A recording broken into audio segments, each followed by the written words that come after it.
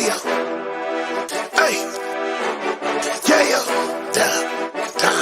hey, in the ring, yeah. Downtime in the ring, yeah, you know we get it on. Downtime in the ring, we gon' hustle till it's gone. Downtime in the ring, yeah, you know we get it on. Downtime in the ring, yeah, we got it till it's gone. Downtime in the ring, yeah, you know we get it on. Downtime in the ring, yeah, we hustle till it's gone.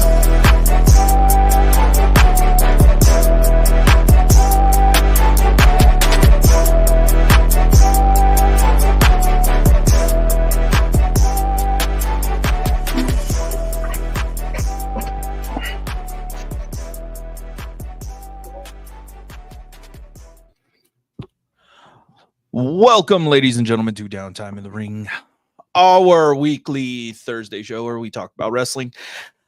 I'm just gonna be honest with you guys. I am not full of energy this week. It has been a long week and it is barely Thursday.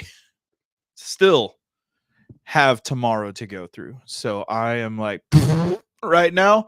Overall, great wrestling. You guys know where to catch us. You guys can catch us on Spotify at Downtime in the Ring. You guys can catch us on Kick, Downtime in the Ring, every Saturday.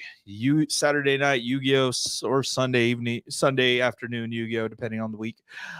We have our socials. You can catch us on Instagram at Downtime in the Ring. You catch us on Facebook, Downtime in the Ring. Twitter, not set up yet. We don't know if we're going to do that. I just usually use my personal Twitter to get a hold of people. But this week was really, really interesting.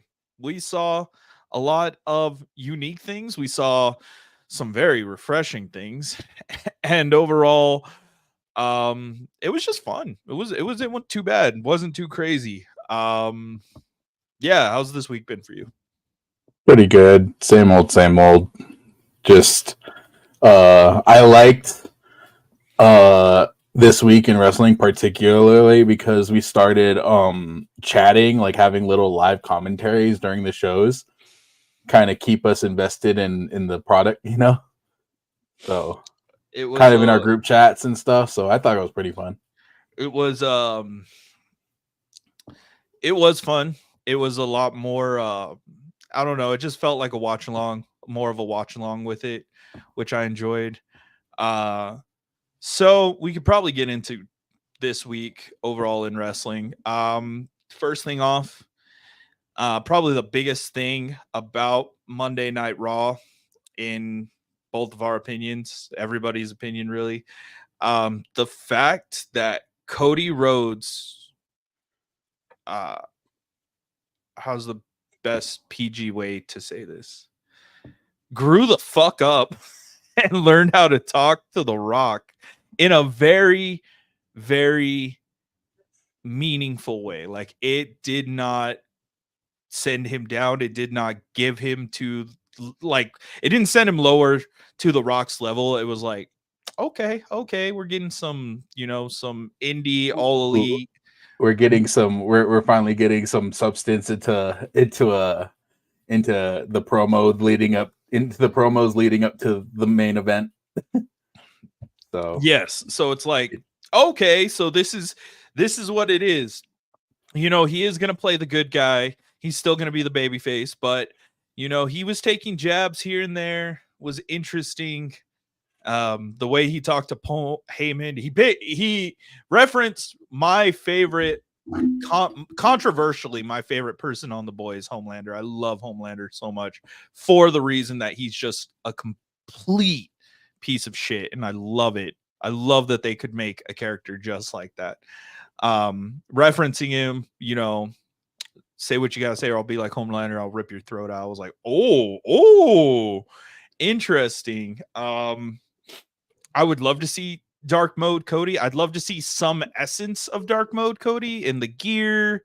A little bit. Everything was Dark Mode Cody except for his hair. The hair.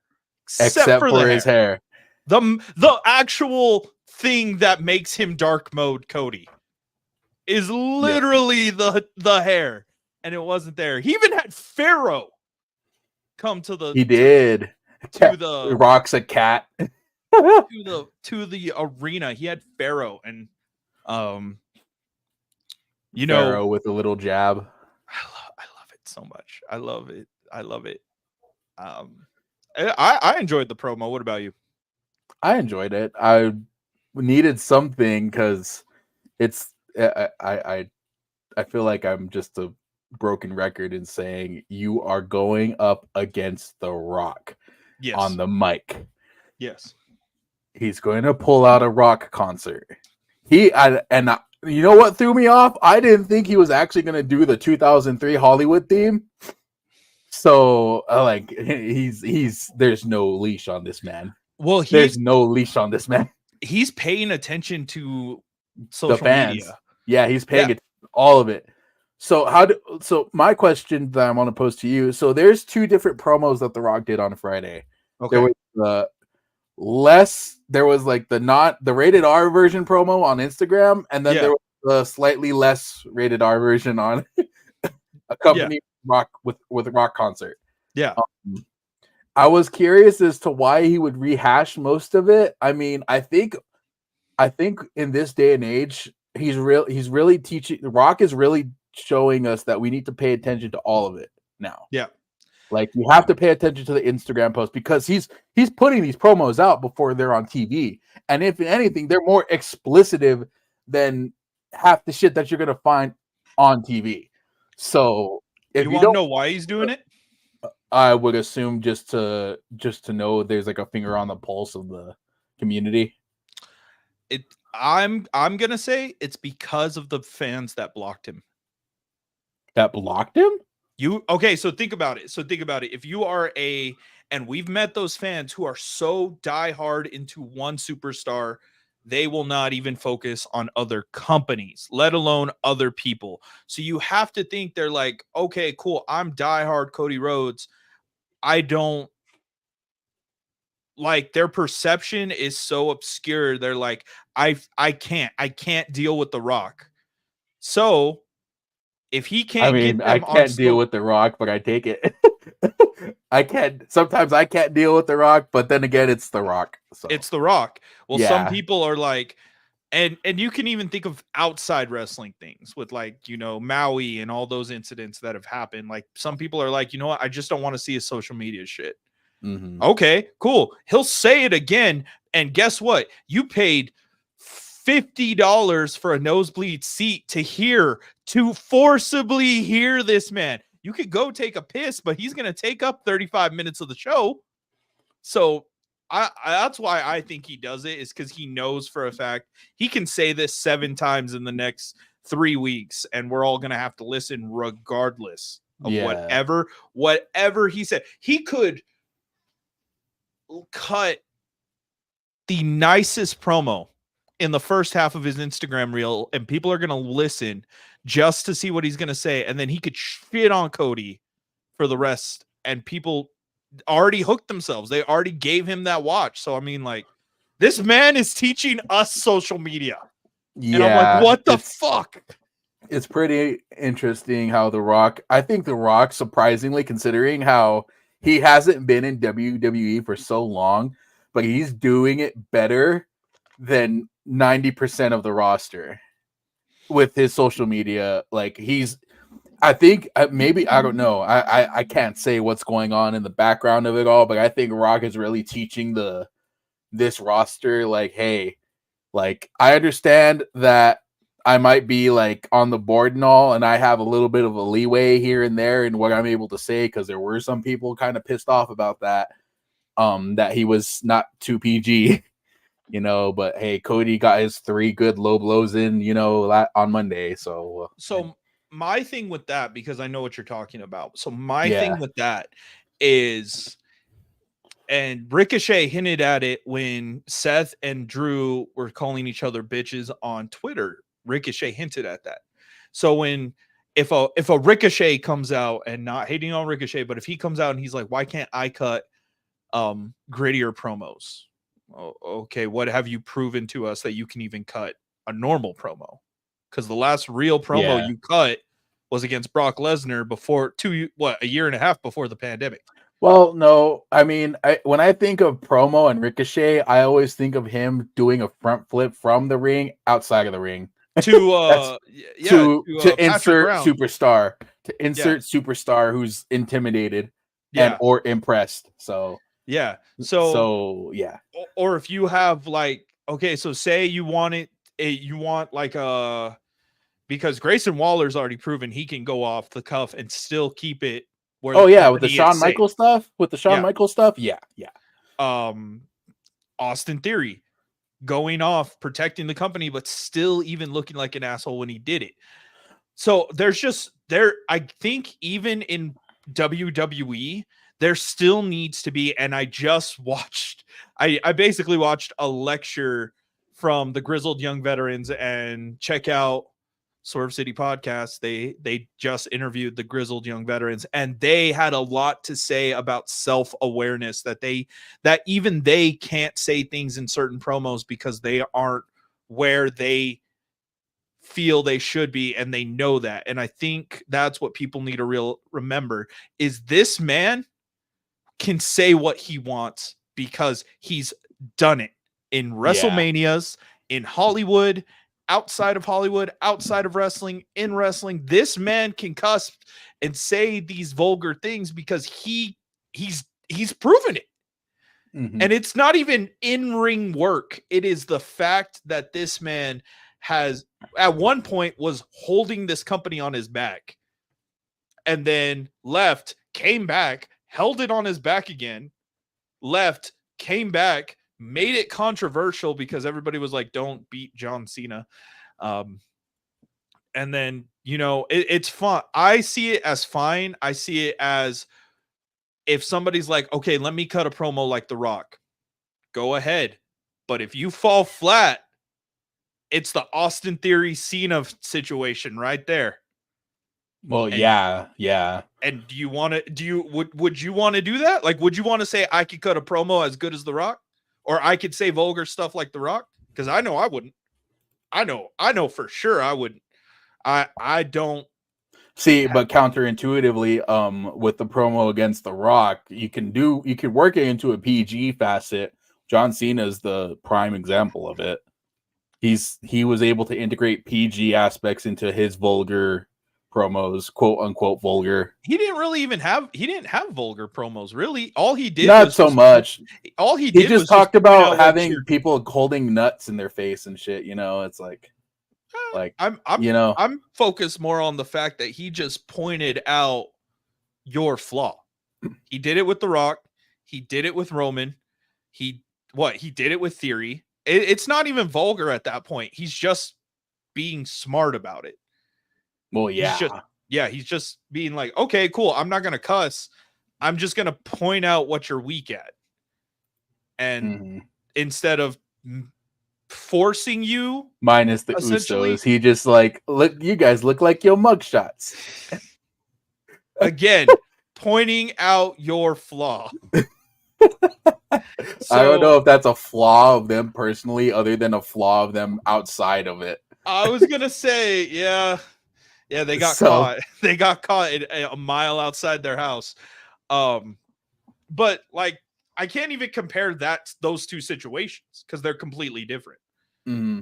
One's just pointing out your flaw. One is making you have a flaw. The Rock is it's essentially, he's putting the kick me sign on your back, and you're allowing him to because you can't cut a better promo. See, and I said before too, like with the Maui line and stuff like that, after he had said the Maui line, which is foul, absolute foul, he's saying it in character. He gave the smirk. He gave the smirk at the end. And I'm just like, okay, Cody has to do some Eminem gray hoodie shit. Look at his goddamn mirror. Eat his mom's fideos. and like and say something back, fight back, and he did, but it's a build. And I'm curious, and maybe it's weird. I don't know how fast or slow or the build that they're trying to do it, And maybe that will change as of next week. Maybe it won't change until 2 weeks, or maybe it won't change a week before the main event, or the show. But I'm curious as to see what jabs he can do as far as like he did rehash the Succubus line, like you said, with Jericho. Yeah. Back from AEW, which like if you're that deep into it and the promo he did against Jericho, you're in a kind of a minute group of people that watch the product on both ends of the spectrum, and it's like, oh, he said it, that's kind of shitty, but I'm like, but Rock says the same shit with the same person all the time, so you can't really give Cody shit. If you're gonna you gotta give the Rock shit. But at that point, what you said is Rock's been there, done it, so he's gonna do it regardless. Yeah. It's like you have the same formula for the Rock and people still pop. And so now Cody's trying to figure out his formula, and that's fine. I mean, obviously, this man's going to be the face of the company here in, 3 weeks? He's got to find a formula, yeah. He's got to find a formula. I'm not hating on that. All I'm saying, and this has nothing to do with Cody. This is all for the talent that's like, let us, do more with our promos. I'm like, don't use The Rock as an example, or don't be mad at The Rock for what he's done. That is what I'm saying. So now counter to that, after Rock did his promo, LA Knight did his promo. Yes. What did you think of the parallels of that? LA Knight, I think, has his own flavor. LA Knight has his formula. LA Knight has his own flavor, but I feel like there's a lot of people who took the Kevin Nash thing too seriously, and where he's like a rehash of The Rock and stuff. And I'm just like, but I like even back when he was in TNA or in Impact, he said Eli Drake. It's just LA Knight. He did the thing. He did the he's doing the dummy. No one's doing that. Yeah, you can call him a rehash of The Rock with the charisma stuff and all that stuff. He just happens to have the same Kavorka as The Rock. And it's in a different template. And see, I don't have a problem with LA Knight, because what I see and what I enjoy, and this is my personal thought, is we get to see the best of the PG version of the Attitude Era in one amazing superstar that when he comes out, when you hear LA Knight, you go, oh, he's gonna roast somebody. You don't go, oh, you go, yeah. We get super excited. We're like, oh my god, LA Knight. So when you can't even compare them, because like I said, you're getting the best of the Attitude Era in a PG version in LA Knight. You have the charisma of The Rock, you have the don't give a damn of Stone Cold, you have the willingness to do crazy things like Foley, you have the workhorse, mentality of all these men, because he literally is. Like we were talking in the group chat, they make LA Knight seem like he's in his late 20s when this man is in his 40s. Yes, because he's like brand new on the scene to a lot of people, and to a lot of people this man is early 30s, late 20s. Instead, he's in his 40s. He looks jacked. He's going to be here for another 3 to 5 years, hopefully with the world title run at that point. Desperately, please put a title on that man. You can take it from Cody. I don't care. Just do it. So it's going to be interesting. His was amazing, but back onto like our big focal point is the fact that now they are finally building the one-on-one with 2 weeks left, 3 weeks left. They're building the one-on-one. And what's funny is that like Roman hasn't said shit. No. And I saw an art, like I take a lot of this stuff online and stuff, and I kind of look at it and I'm just like, there was an opinion piece where it said Roman's taking a back seat to The Rock, and it doesn't feel like, now that The Rock's calling himself the final boss and stuff like that, like I'm just like, but Roman's got the title, and technically he's the final boss, and like I'm referring to all this to the thing. And so the individuals had said that like Roman really needs to kind of step it up, because at the end of the day, yes, you're going to be tag teaming with The Rock, but why should I care about your match? You know? Yeah.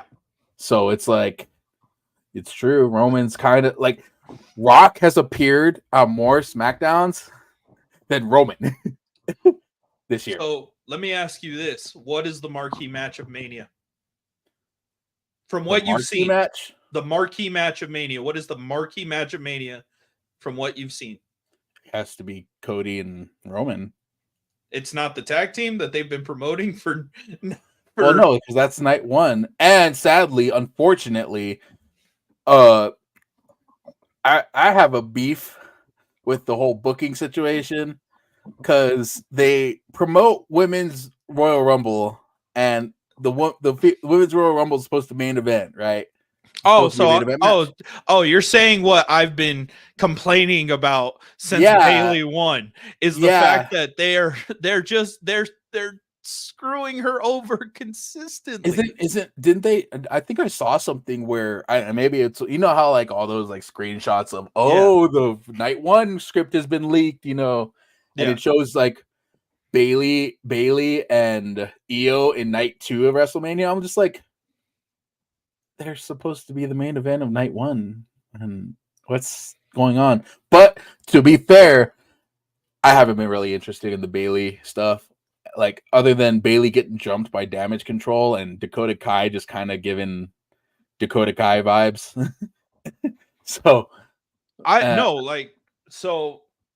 before we go on this tangent about the women's thing, is what I'm trying to say is I agree with you. Roman needs to step it up, because right now he's night 2 main event, but is he the marquee match? Is it the match that everyone's excited about? And for a lot of fans who are coming back to wrestling, or who are, you know, trying to learn about the business, it's this tag team match, because it's The Rock.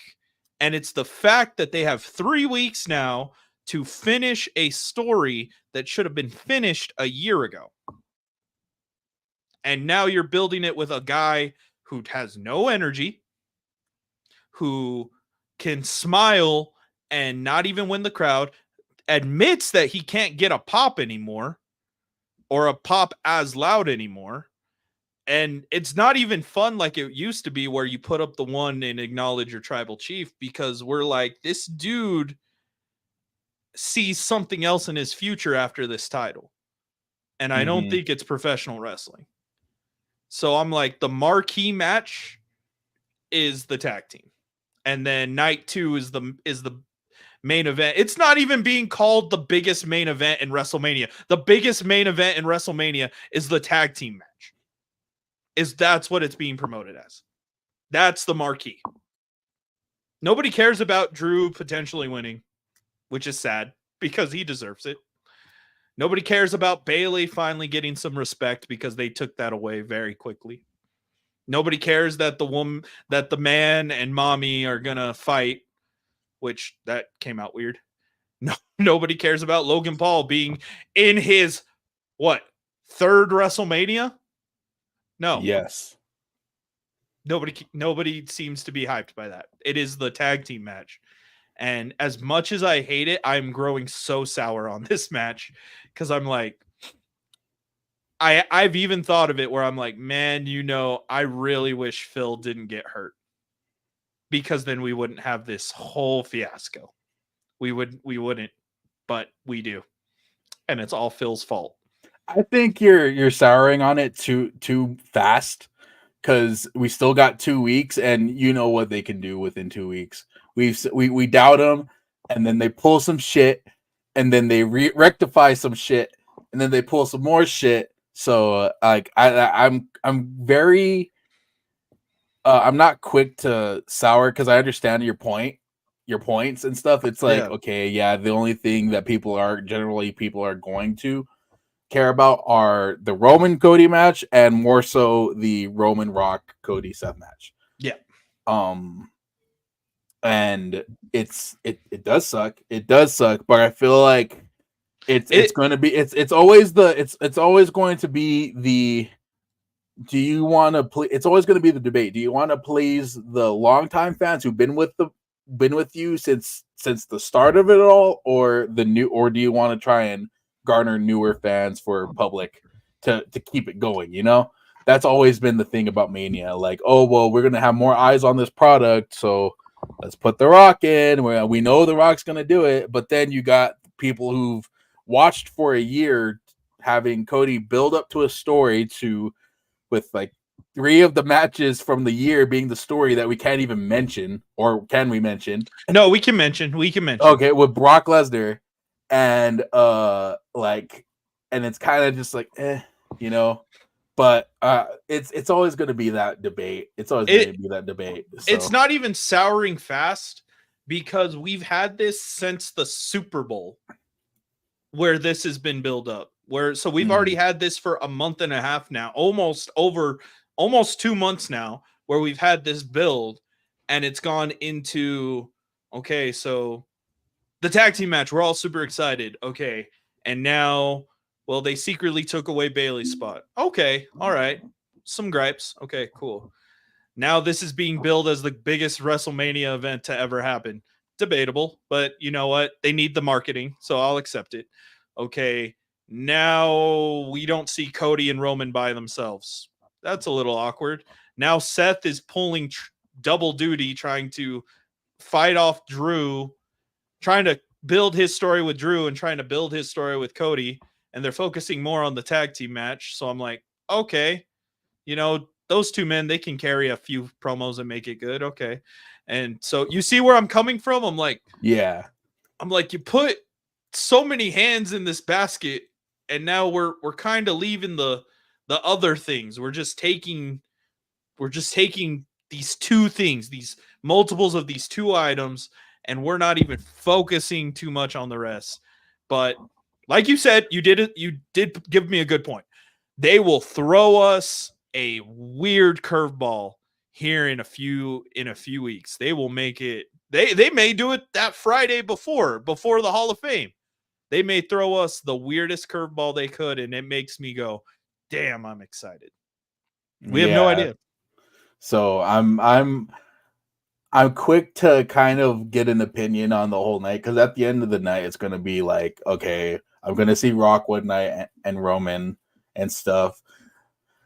Personal opinion, I think if Rock just held out just for one more year, you know, if he just instead, and I think it was more so the fact that they announced that Rock was on the board, and so they had to integrate the Rock into a lot of stuff anyway. Yeah.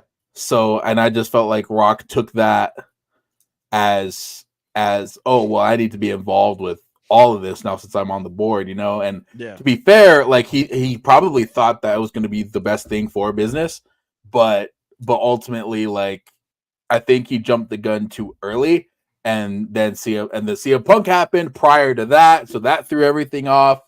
And then Rock was all like, "Well, I need to save WrestleMania," and we're like, we're just like, now think of it this way. Now imagine if Rock didn't show up, and we had this whole thing with Cody and Roman and their promo battle, and then we had one where it's Drew and Seth, and none of it was all kerfuffled and stuff like that, you know. And then you push for Roman and Rock as your marquee for next year, you know. Yeah. So like it there's a lot of like things were involved where there's multiple people booking a show, and it wasn't just Vince. Yeah. You see what I mean? Yeah. Where it's like, well, we need this to happen because now he's available, and it's like, and that's why we only needed one person to book the show. Yeah. So there's the downside of Vince not being the owner of the company, and it's not one vision, it's multiple visions come into a communal like ballot box of, oh, let's take your suggestions. Oh, well, this person has the most leeway into this, and he probably has the most revenue increasing value of all this, so we're just gonna go with that, you know. I will say that this match has brought so many fans, so many older fans back, and now they're showing their Oh, kids. dude, with I am- 2003 Rock, Yeah, you brought so many people back. I'm happy for that. Don't get me wrong, I am so grateful for that. But I'm also like, damn, the drop off is gonna be noticeable when it happens. It's just the season. WWE is Yeah. going to be hot. WWE is going to be hot, and it's just a matter of how they're going to. They'll keep the momentum because they're going to Paris. Well, after. yeah. They'll keep the So keep the momentum there. So I'm curious as to see how exactly they're going to navigate through uncharted waters now with an entire new season, because I'm pretty sure after Mania it's a whole new season, and it Yes. canonically it would be a whole new season. Canonically, and in my opinion, the fiscal year ends at 11:59 of night 2. That's my Okay. idea. Is like So it's uncharted. So it's uncharted waters at this point. Yes, it has been uncharted since the whole lawsuit thing, but it's a whole year but now. it's a whole year now, and Hi everyone. it's going to be interesting. It's going to be very, very interesting, and I don't know, dude. it's going to be hot. It's going to be one of those years where it's like, okay, can we do something with Karrion Kross? Can we do something with Ricochet? Can we do something like? Yeah, did you see that he and Bobby may get a match? Because they're trying to put 7 matches each night, so it'll be just give them a main event spot on SmackDown at that point. I just don't involve them, or just a before the show dark match. It's Mania. They're thinking of doing a Philly street fight between the Pride and the Final Testament. Hello, mother. Yeah, they're thinking of doing that as a Philly street fight, which I'm like, why they take away the Street Profits and all what made the Street Profits? Because everybody needs to go bad every once in a while. But we had the Hurt Business. What the heck is Cedric Alexander doing anyway? With he's with that one with Ashanti. Oh, Ashanti the Adonis. Yeah. Is that what his real name is, or is that what his gimmick name is? Ashanti. Yeah. Does anyone want to arm wrestle? No, Ashanti, I'm good, old the man. Adonis. Poor Ricochet. I don't know what they should do with him. So talented and so underutilized. Huh, that's kind of weird, because I remember everybody was like, no, he shouldn't go to AEW because his talents will be wasted. So he went to WWE where his talents are wasted. To be fair, at the time when he went to AEW, he didn't go to AEW. Or if he went at I'm saying at the time, if he went to AEW, what was that? What was that time frame? Like 2019 when it first started? Yeah. You would have to have dealt with the Egomaniacs and Omega, Jericho. The first year of AEW, Omega was on a losing streak. He had the longest. Then then Hangman, then who else? Pac. You would have gotten you might have gotten like 7 good matches with Pac in that first year with Ricochet. And then I think it wouldn't have changed the trajectory of what AEW is today. I don't think that would have changed it. No. Just saying, because like you wouldn't have had that crazy ass match with I'm thinking wrong. When was Adam Cole versus Ricochet? 2018? Yeah. Was it? Okay, then yeah. So you would have still had that match. Yeah. You know what he would have? You know what we would have gotten? You know what we would have gotten? Ricochet versus Ospreay 2, because Tony would have let him go to New Japan and TNA or Impact at the time. Like all the, the combinations that they did do. So I'm going to always be the guy. Even Ring of Honor. He could have gone to Ring of Honor before the pandemic. He could have. Yeah, then you're throwing the pandemic into all that. So how many, So I mean, they all kept that's a weird outlier though. That's a weird outlier. We don't know what they would have done in that instance. I'm just saying, bye, big guy. I'm just saying that is that is a thing. I don't even know how we got to Ricochet at this point. We're talking about the future of wrestling next year. We're talking about we're trying to get Ricochet in the light, okay? They brought his theme back. He's making him more edgy every like 4 or 5 seconds post match after he loses. And speaking of that gauntlet match that he lost, did you see that like everyone after that match had a post match interview and they all said the same thing? Yeah. They were like, I'm disappointed in myself. I lost again, and I said to this year was going to be literally verbatim. Yep. All 4 of them? 5 of them? 5 of them. 5 of them said the same exact thing, and there's your issue. They're all got the same exact mindset. Yeah. LA Knight would have said, yeah, I lost, but you know, like, yeah, I lost, but this guy, AJ Styles, and then it just goes into a whole tangent. You know what? That's the good thing about LA Knight. He can go into tangents and they don't feel like that. Yeah. They feel like they are genuinely he needs a heel turn, have him attack. He tried a heel turn. Who would have him who would you have him attack? Sami Zayn after he beat have who? Have LA? No. Have Ricochet. He did go heel for like 2 weeks. He wore jeans because he thought he was like, oh yeah, back in Japan you had to start fresh, and so you can't have logos on your tights. He literally came in wearing black jeans for 2 weeks, and then he lost to Braun Strowman. Did a tag team with them afterwards, and that's where Ricochet is right now. That was Vince's new age way of going heel, is having your ripped jeans or your black jeans. Yeah. You can't. You remember that? Yeah, that I do remember that because it was stupid. That was a fever dream. Ricochet and just weird ass black jeans, just wrestling. Like, are you trying to be Moxley, dog? Like, Ricochet now counter intuitively with Ricochet, it brings it back. They started referencing Prince Puma. Yes, they did. Put him in a group. Carmelo and Cedric. I could see Carmelo and Cedric doing a group. I don't see Carmelo needing a group at this point. No, he is him. He's gonna be good just by himself. But yeah, no, I'm liking the references, like with his Prince Puma character coming back out, and like he was wild like a cat, and I was like, and Pat McAfee didn't know what the hell Michael Cole was saying. You could tell he doesn't know all the lore, and it's great. Yeah, it's like, and I said it before, Pat McAfee is the living embodiment of the casual wrestling fan.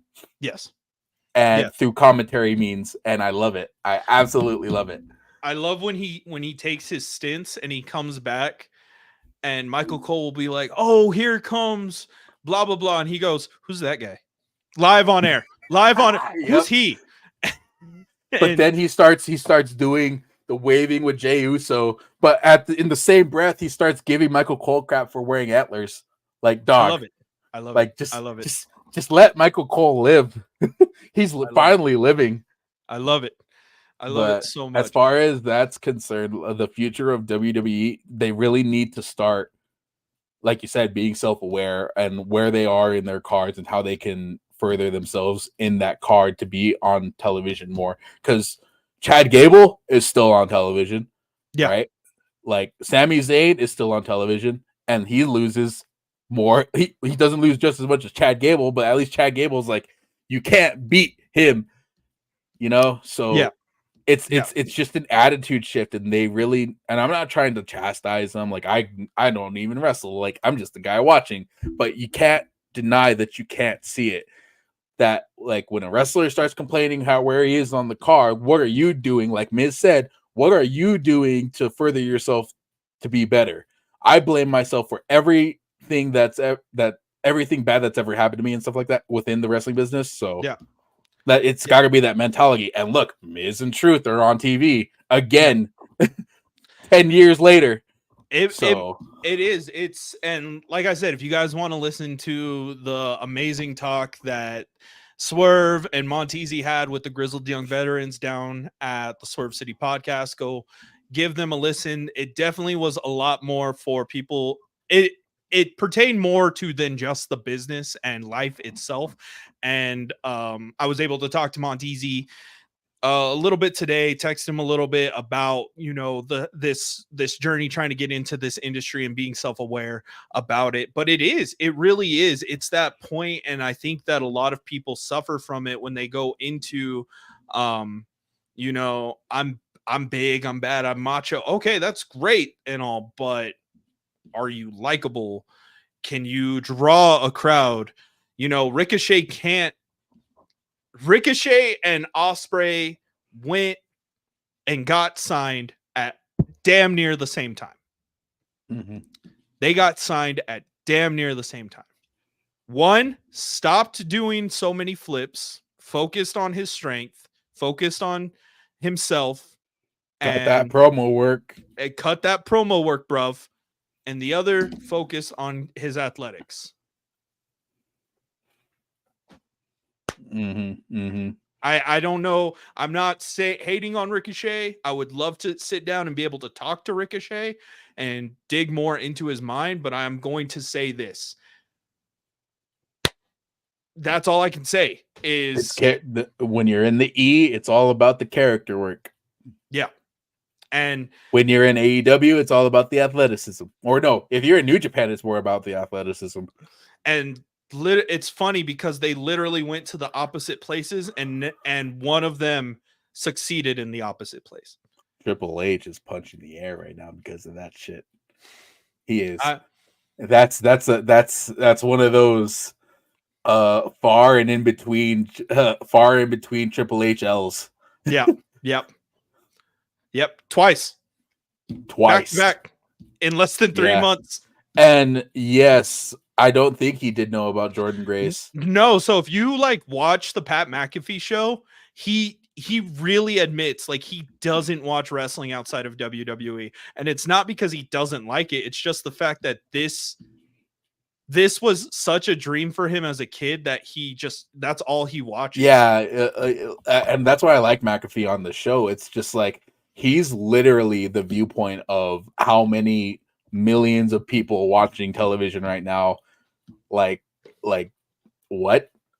going on?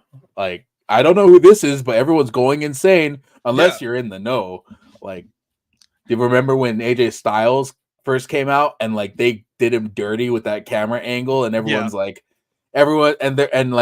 who the hell is this guy? And no, they did it with AJ, they did it with Tommaso, they did it with Bobby Roode, they did it with Carlos and Gallows, they did it with what's his name? Time Traveler. Kushida. They did it with Kushida. They did it with EY. It's no different. It's no different. Hello, Jojo. So yeah, it's just it's that when you see Pat McAfee, you see the good tribalism. We literally went 40 minutes just talking on one subject. I know, dude. That's insane. I'm very impassioned. Yes. About certain things. Yes, we're a lot of it. We'll get to it if we get to it. If not, it's fine. But with this gentleman, you see how the tribalism should be, where he's not blatantly harassing the product or treating the product bad, but he's stuck to one company. Yeah, and that's literally what the goal should be. Some people like only vanilla. Some people only like chocolate, and then you have the Neapolitan guys and all that kind of shit. I feel like if you eat, tangent. If you eat Neapolitan, you hate yourself because they're the worst of all three flavors. What are you talking about? It's chocolate vanilla. Neapolitan. Well, yes, but they're always, if you ever taste it, they're never the best version of the three flavors. It was an example. It was okay, fine, sherbet or sorbet. Okay. Sorbet. Sorbet. I will say sorbet is the culminate is what I am. That's what it is because I love everything and I watch it no matter what. I want to You're train. like I want Cold to do it. Stone. What? See, Neapolitan does suck. It's the worst version of all three flavors. We turned this wrestling podcast into ice cream Reigns. and opinions. Sorbet reigns. That's your WWE, ADW, NJPW flavor at Cold Stone ice cream. That's At Cold Stone. At Cold Stone. Hey man. Cold Stone's good. That's why I used it. It is great. I would if they start doing WWE type shit though, I need a cut. I really do. I need a cut of that. Free marketing here. Free marketing. Well, let's talk about that I Quit match. Okay, so my coworker who I bring up all the time that loves or that is getting his own 7 and 8 year old or 6 and 7 year old into wrestling. They actually watched it last night. They didn't realize. Oh no! They didn't realize that it was live. So he thought this was an old match because he was like, "Hey, Donovan, Oh no! That I Quit match." So many things into this. First off, he goes, "When was that I Quit match?" And I was like, "The Edge and Christian?" And he goes, "Yeah." And I was like, "Yesterday." And he goes, "No, we watched it yesterday, but when was the actual live?" And I was like, "It was yesterday." And he goes, "Oh yeah, me and the boys were watching it. They've never seen blood in a match before, and they've never seen this kind of match." And I was like, "Oh, really?" And he goes, "They loved it. But their biggest question was, why can't you do it in the game? Because they have 23." And I was like, "It's a safety setting. That's why. That's why you can't have blood." And he goes, "I'm gonna change that for them." But you always have to change it. Exactly. So he was super excited, and I was like, "There's so many good spots to it." And like we had the group chat, so we were all talking about it. There were so many good spots. The hockey fight. Where he takes the random fans hockey Bruins jersey. It's the Bruins jersey, yeah. Who wears a Bruins jersey to a Toronto Maple Leaf Stadium? Yeah, no. It was the Marlins, wasn't it? No, it was the Maple Leafs. Was it the Maple Leafs? It's the arena? Toronto Maple Leafs rink. Like, who wears that? So obviously, I was like, "Yeah, that's a spot." That man was a plant, obviously. And then my favorite part. One of my favorite parts is when Christian runs into the women's room because I was like, "Oh God!" Oh yeah, I was like, "What's happening?"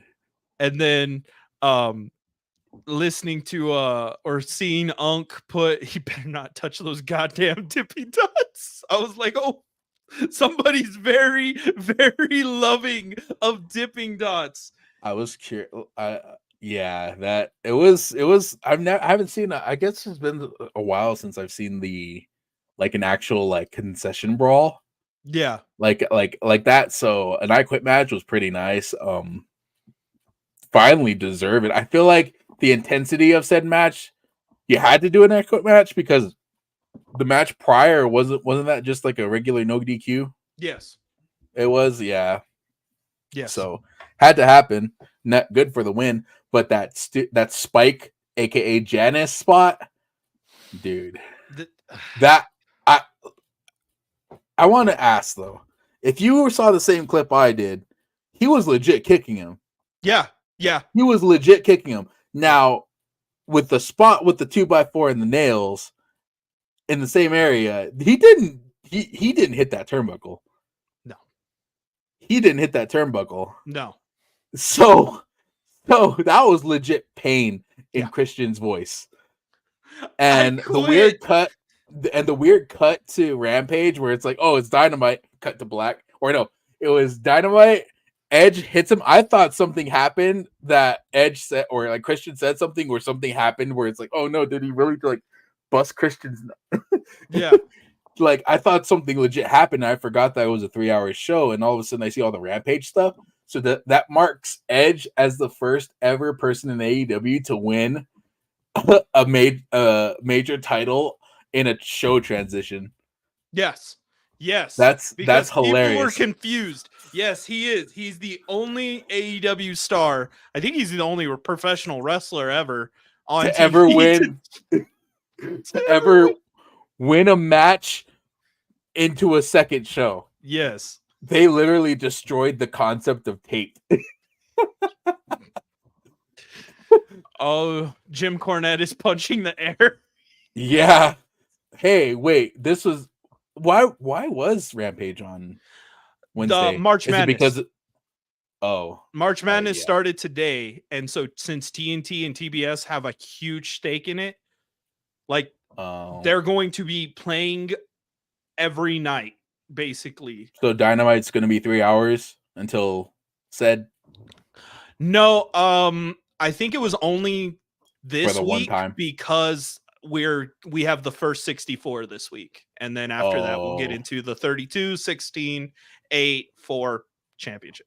So it was only for March Madness. Goddamn, Gonzaga had to break trend, had to break the universe of professional wrestling. I started a bracket this year for the first time, and I have Michigan State, and they just won, and now they're going up against North Carolina, and I hate it. So I have been a diehard Michigan State fan for years. I'm hoping they carry that energy with what they did in their football program. No. So the best part about today, because me and my buddy, me and my coworker, we were talking about, because he's a Jayhawks fan. So I was like, yeah, we're screwed. We're going up against North Carolina when we beat Mississippi State. Did you see what happened today? Michigan State destroyed 49.2% of brackets with their win. I was so happy. I was like, my team basically destroyed half the country. Everyone's bracket. Isn't there like a thing going on? Like if you have the perfect bracket, you win like $1 million. Yeah. Yeah, that's what I thought. And it's the first year. I got Michigan State, I got TCU, Drake, and James Madison. Yeah. So I'm just like, I'm pulling for Michigan State. That's my only hope. That's my only horse in this game. Oh wow. I'm not excited because we have to go up against North Carolina in the next round. You're telling me. So scared. North Carolina is just so scary. I'm but back to wrestling. Worried. Yeah, back to wrestling. Back to wrestling. So I don't even know where we were. Edge Christian match. Okay, yeah. So the I Quit match, spectacular, 19 stars. To Dave Metzler. It was absolutely everything that we wanted. This isn't the end of their story, and I don't know. My biggest fear is like what's going to happen to the TNT title after, because it seems like it was completely cursed up until Christian. Yeah, it's weird because now Copeland has the Cope Open, so maybe he'll turn the TBS title into like a open challenge title, maybe do what Cody did originally. Yeah, I mean, hey, bring it back to its roots at this point. Yeah, like bring it back to its roots and restart it. I'm curious speaking of titles, I'm curious as how Okada is going to treat that Continental title. You see the post match of Eddie? Yeah, I did. He got all kind of peeved that they gave him fireworks and stuff like that. I'm just like, I get it. Emotions are he's pretty emotional right now considering he lost it. But he did have a valid point. Okada better treat that title how Eddie treated that title. Because even though he is the inaugural one, he did treat that title with some form of respect. So hopefully it doesn't turn into one of those, it's just another TBS title. It's going to be the 24/7 championship. I don't want it to, and it's on a good person. It's a great wrestler to have a title like that, but it's the title. What did I put? They put the ugliest title on the greatest person they could have. They have to make their money's worth. Okada probably was like, I need 1 million. I'll give you 1 minute. 1 million back on your contract, and I just want the title. I'm like, sure. Quickly puts him on. I don't understand like what's like. So really the one thing that threw everybody off is like Okada's last match, he cried and deeply cried because everybody thought he was going to WWE, and then he goes to the company that works with New Japan yearly and works with them in the Continental Classic. So basically he cried just to say, I'm moving down the street. Yep, pretty much. Pretty much. I'm curious as to see what Monet is gonna do. They don't have her in the title picture, and I love it. Yeah, They don't have, so they need to build her at least, because well, right now she's like a Randy Orton. We don't know if she's a heel or a face. We just know she wants to beat up Willow for breaking her ankle. she petty already. That's with the it. pettiness. Out with the pettiness. That's it. That's all that matters is she wants to break Monet's ankle, or she wants to break Willow's ankle because Willow broke her ankle. Shoot. So during our little group chat watch along, you had mentioned something. I tuned in right as I believe it was the match before Edge and Christian, but you had said something involving Hook and Jericho, where Hook had Jericho in the Red Room and Jericho didn't pass out to the Red Room. no, so Unk said that, and we were both, and yeah, me and Unk were talking about that, how Hook has essentially knocked almost everybody out with the Red Room, other than, I don't think he did it on Joe, or I think Joe threw him off or something. Yeah, and Unk was like, yeah, Jericho's not taking that. Jericho's not going to take that. Pretty slow. I watched that match and he's getting slower. He's getting slower. The aerodynamics in that match were lacking. The face slide from Hook was completely on Hook. Because Jericho threw him perfect, had full extension and everything. It's just Hook kind of dolphined it and went the wrong way. And then scorpioned it on the way down. Ooh. But it looked like a bunch of sandbags more than Dune. No, Jericho wasn't going to tap out to the Red Room. Or Jericho did tap out to the Red Room. He wasn't going to take like a full. So where did the embassy thing or the mogul affiliate, whatever the Khan dude and the other guy, well, how did that match happen? Which the Khan dude? It was Hook? It was Hook and Jericho versus in a tag match together. Was that last week? Yeah, that was last week. That was last week. Oh, okay. That was last week. It's throwing me off because Jericho is now Lionheart, Chris Jericho, and I'm just confused. I'm just like, why do you have the Lionheart shit? You're not even against lucha wrestlers. I know. For one, I think he only does it now when they're in Canada. But I'm also, and I didn't put it on the group, but I'm like, for somebody who's a diehard Jericho fan, I'm getting really tired of Jericho different gimmicks every week. And not even new gimmicks. Rehash old gimmicks. Because that was the whole thing with Jericho was I need to refresh every like 2-3 years. Yeah. And he's refreshing, but he's going back to previous version installs. It's like, dude, you all you're missing is a list. Give us a list, Jericho, at least, or pretentious Jericho if you're gonna go that route. I want the list. I need the list to come back. That's the one thing I need right now is the list. Give me pretentious Jericho where he's like the best in the world at what he does. He can say it at A&W, I mean. But yeah, no, so I'm remembering the match correctly. So Hook pinned Jericho. That is Hook's first official pin in AEW. Jericho did not tap. That is why Unk said Jericho's not going to do that for Hook, which made sense in it all, because I'm like, I have to defend that this man's going to put younger talent over, and he's been doing that as of the last year and a half, but he still will not go out unless the way he, how it should be intended for. Yeah, if it's canon, he ain't doing that.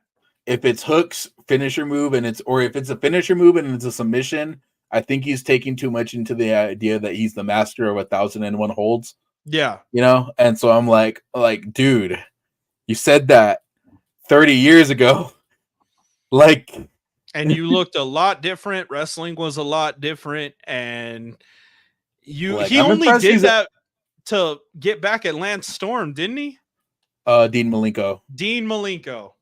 Yeah, but it's, I don't know. I'm not hating on Jericho. Jericho's been like really like kind of like the one of the cogs in the engine, a larger part of it, you know. But it's just a matter of like, stick to one gimmick, please. Give me at least give me a month of just one gimmick.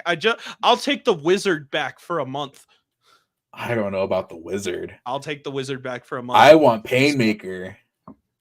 The Painmaker. I'll take the Wizard back for 1 month. Bring back Nick Gage so I can have that domino spot again. Ironic. The man he created the Painmaker for is in AEW, and you want Nick Gage. Yep. Who will be in Albuquerque next month for GCW or for Breaking GCW. Right. Overall, we're done. We will see y'all Saturday. You guys can tune in for a episode of Downtime in the Ring featuring us, an amazing guest. As usual, you can catch me on Saturday nights for Saturday Night Yu-Gi-Oh! Typically, I'll have Bastion here, and we'll just play the best of 5 Yu-Gi-Oh! We are actually tied after these past 2 streams, 5-5, which is insane. But he built a new deck, and I just changed mine. I'll chime in on the video game aspect. If you ever want to play the Myrise on 2K24, play the women's Myrise on 2K24. It's by far the greatest thing in it. It's got gimmick changes, like storyline gimmick changes and shit, where you're like a heel, you're a Hollywood actor, and I don't know what the other one is, but like it's I've never seen it in a Myrise. Like, you know how it's like linear, like, oh, you go to NXT, you play side missions that are stories, and you go to the main story, and somehow you're going to end up at WrestleMania and win the title, yada yada. Still is that way, but with the women's one, it's a weird twist and turn where like your choices matter and shit. Like, it's weird. It's pretty good. I'd really suggest it. Yeah, I don't even have the game. So yeah, so we do that on Saturdays. You can catch us on Kick for random streams throughout the week if I have time. You guys can catch us on Spotify yet again at Downtime in the Ring. Everything is basically at Downtime in the Ring except for Twitter. One of One FCH, which is where you can find me. And we will see you guys in the next video.